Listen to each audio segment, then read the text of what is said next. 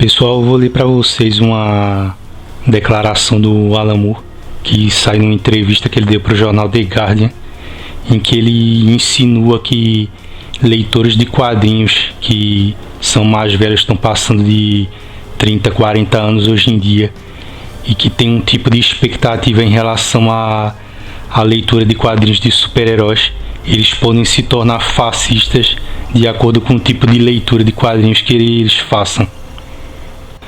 Eu vou começar já lendo o trecho da entrevista em que ele fala isso, que foi destacado pelo site Bound Into Comics, onde ele diz: "Eu disse por volta de 2011 que achava que teria implicações sérias e preocupantes para o futuro se milhões de adultos fizessem fila para ver filmes do Batman, porque esse tipo de infantilização, esse desejo por tempos mais simples, realidades mais simples, que muitas vezes pode ser um precursor do fascismo." O que acontece é que ele deu essa declaração numa entrevista que ele deu para promover o novo livro dele, o Illuminations, em que ele aproveitou, como sempre. A gente sabe que o Alan Moore já deu várias declarações desse tipo, mas não chegando a esse ponto.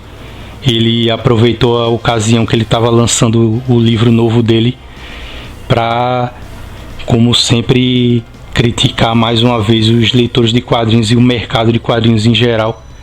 A gente sabe como isso acontece desde que o Alan Moore rompeu com a DC por causa da briga por direitos autorais de Watchmen na década de 80. O Alan Moore vem falando mal do mercado de quadrinhos até hoje. Ele nos rompeu não só com a DC, mas com a Marvel também e as outras editoras.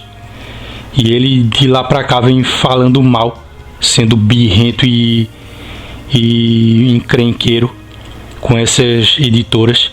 E toda vez a gente sabe disso, toda vez que alguém der uma chance do Alan Moore falar alguma coisa sobre isso, ele vai falar. Você vê aí que esses entrevistadores, quando eles têm a chance de perguntar pro Alan Moore sobre o mercado, eles fazem isso porque sabem que o Alan Moore vai falar mal. O Alan Moore, por outro lado, ele não é burro, ele sabe que o entrevistador vai fazer essa pergunta previsível para ter a chance de poder falar mal, poder de coletar, no caso, a opinião do Alan Moore falando mal do mercado, dos leitores em geral, dos filmes e tudo. E ele faz isso previsivelmente, e o Alan Moore, ele corresponde previsivelmente falando toda vez que ele tem a chance. Então já virou uma coisa cansativa. O Alan Moore já vem fazendo isso há muito tempo, só que dessa vez ele extrapolou, ele ultrapassou o limite do que ele mesmo costumava fazer, porque ele fez uma coisa séria, uma coisa grave. Ele está insinuando que os leitores de quadrinhos são fascistas porque eles esperam um tipo de realidade, um tipo de fantasia também retratada dentro dos quadrinhos. Quando eu falo realidade, é o próprio universo dos quadrinhos, que pode induzir de alguma forma a pessoa a ter ideias fascistas. Isso é uma coisa completamente arrogante e imbecil que o Alan Moore falou. Não faz sentido nenhum. Ele só pode ter tirado essa ideia da bunda dele.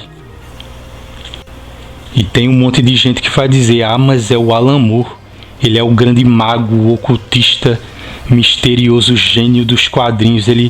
Se ele está dizendo isso é porque está certo. É mesmo. Quer dizer que o Alan Moore está esculhambando com os leitores e ele está certo por fazer isso. Uma coisa que eu acho que culturalmente o povo desse país tem que aprender a fazer é simplesmente, enfim, finalmente aprender a separar o autor da obra dele. Porque tem um monte de fanboy por aí babaca que fica passando pano pro que um monte de roteiristas ou desenhistas falam.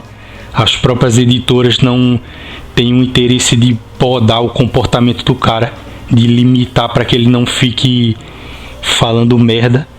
E você vê gente por aí, feito o Mark Waid, o Tom King, o Tom Taylor, o Jason Aaron, perseguindo gente em redes sociais, falando um monte de bosta e acusando os outros de serem racistas ou homofóbicos, fascistas, todo tipo de coisa que não presta, preconceituosos em geral. E as editoras não fazem nada, ficam achando isso bonito. Os autores indo nas redes sociais para ficar esculhambando com os leitores. E o Alan Moore, eu não sei o que é que o Alan Moore acha que ele vai dizer agora, que ele já não disse durante as décadas em que ele vem pegando no pé e criticando o mercado. Sempre que ele pode fazer isso, sempre que ele tem uma chance, ele faz isso. Eu já comecei a perceber esse tipo de comentário e opinião imbecil do Alan Moore desde 2007, 2008 mais ou menos, quando eu lia o blog Super Caixa de Gibis. E lá tinha textos falando sobre isso, sobre como o Alan Moore tinha essa mania imbecil de ficar condenando o mercado de quadrinhos, porque ele começou a fazer isso lá atrás, dizendo que o mercado de quadrinhos ia falir, que ia acabar, que se ele não tem condições de se renovar criativamente, ele deveria simplesmente acabar e desaparecer. Isso não aconteceu em nada das previsões idiotas que o Alan Moore fez a respeito do mercado se confirmaram. E o mercado, na verdade, ele está bem financeiramente, só porque a Marvel e a DC isoladamente, que são as duas maiores editoras e que publicam super-herói, estão indo mal, e estão indo mal por conta própria, porque eles trocaram a qualidade dos quadrinhos para ficar colocando merda ideológica e política dentro deles para fazer lavagem cerebral na cabeça dos leitores. Não é por causa disso que o mercado tá ruim. É só você ver o tanto de mangá que se vende. Aí tem gente que vai dizer, mas o mangá é um quadrinho japonês. Não importa, o que importa é que o mercado americano em si, ele tá aquecido sim, vendendo muito e tá sobrevivendo de uma maneira saudável, tendo um volume de vendas bom. O problema é aparecer numa altura dessa. O Alan Moore, ele já se aposentou dos quadrinhos há uns anos atrás. Ele mesmo fala sobre ele ter parado de trabalhar com quadrinhos. Eu escrevi, eu acho que há uns 5 anos nessa entrevista, mas ele continua falando besteira do mercado, continua, e pior agora, ele está partindo para atacar os próprios leitores de quadrinhos. Então é aquela coisa, ele se aposentou do mercado, mas continua falando merda, sendo venenoso, sendo rancoroso com leitores de quadrinhos e com o mercado, sendo birrento também, porque o Alan Moore, para ele, não existe, por exemplo, filme de super-herói bom. Todo filme de super-herói, só porque é desse estilo, não presta na cabeça do Alan Moore. Tanto é que num dos trechos da entrevista ele diz: definitivamente terminei com os quadrinhos.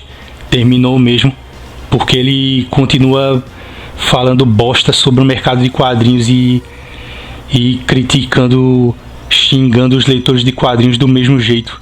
E o pior de tudo é que ele continua dizendo: eu não escrevi um para se dar bem há 5 anos atrás, falando sobre o tempo que faz que ele não escreve quadrinhos. É claro que essa tradução ficou estranha, porque é uma tradução do Google Tradutor, isso aí tem que relevar. E depois ele segue dizendo: eu sempre amarei e adorarei o meio dos quadrinhos, mas a indústria dos quadrinhos e todas as coisas ligadas a ele se tornaram insuportáveis. O engraçado é assim, o Alan Moore, ele nasceu em Northampton e viveu lá boa parte da vida dele, a maioria da vida dele. Ele pegou alguns empregos ali no começo da vida dele. Tem muita gente que não sabe disso, mas até trabalha no frigorífico. O Alan Moore chegou a trabalhar e ele ficava publicando tiras de jornais e textos ali em jornaizinhos locais menores. Ele publicou até aquela tira daquele gato dele, o Maxwell the Cat, parece. Aquela tira toda tosca, mal desenhada. E quando ele recebeu um convite da Karen Berger para virar roteirista de editora grande no Ocidente, ele aceitou, fez fama com isso, ganhou muito dinheiro e ficou conhecido no mundo inteiro, tendo uma legião de fãs.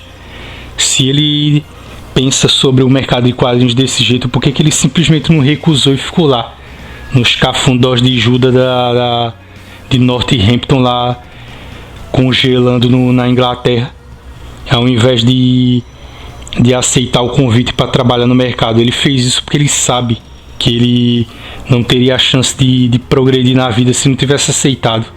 Aceitou trabalhar. Quando ele fez o Watchmen, a DC colocou um contrato para ele. Ele não era criança, ele tinha mais de 30 anos quando ele produziu o Watchmen. Então ele não é retardado, nem nasceu há 6 meses atrás, nem tinha nascido há 6 meses atrás quando ele assinou o contrato para o Watchmen. E depois que assinou e aceitou escrever revista, ficou lá fazendo esse papel de mulher traída, enchendo o saco. Ele já vem criticando e reclamando sobre isso há décadas e vem destilando todo o veneno dele em cima dos leitores, em cima da mídia em geral, porque ele está insatisfeito, mas ele pensa que todo mundo tem que comprar a insatisfação dele.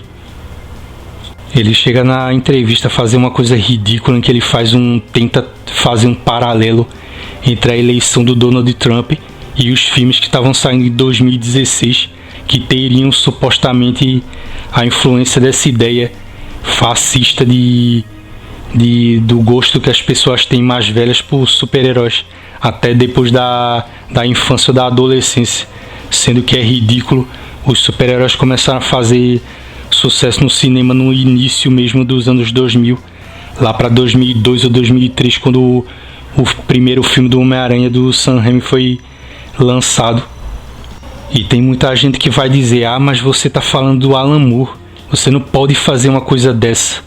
Em primeiro lugar, as pessoas, como eu disse, têm que separar o autor da obra dele.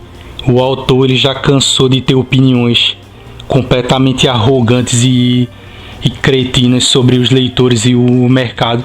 O Alan Moore, eu não odeio o Alan Moore, eu tenho vários quadrinhos dele aqui, só que eu não tenho obrigação nenhuma de aceitar que o Alan Moore fique esculhambando com o leitor, fazendo uma coisa dessa, que eu considero uma coisa criminosa até, você associar fãs de quadrinhos e pessoas que vão para o cinema, sendo que essas pessoas iriam para o cinema de um jeito ou de outro. Tem muita gente que não dá a mínima para personagens de quadrinhos, eles só vão para o cinema porque esses filmes de super-herói hoje em dia são o substituto de outros filmes, por exemplo, como os dos anos 80, feito Guerra nas Estrelas e Indiana Jones, que oferecem para esse público que só vai para o cinema para ver alguma diversão escapista, alguma história de aventura, uma opção de ver filmes desse tipo. Não é porque eles gostam de super-heróis. E vem o Alan Moore falar uma asneira ridícula dessa. Deve ter muita gente que vai se ofender e dizer: ah, mas você fez um vídeo esculhambando com o Alan Moore.